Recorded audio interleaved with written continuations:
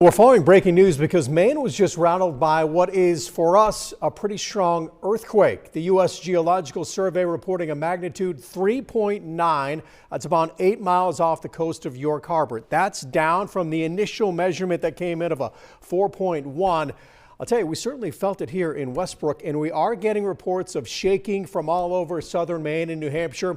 Right now, we do not have any reports of any damage, but it definitely shook and rumbled for several seconds. Some folks in York County report it sounded like an explosion and lasted nearly 30 seconds.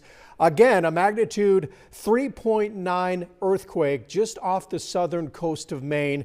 No risk of a tsunami or anything like that. Maine does get a few earthquakes each year, but this is one of the strongest that we have seen.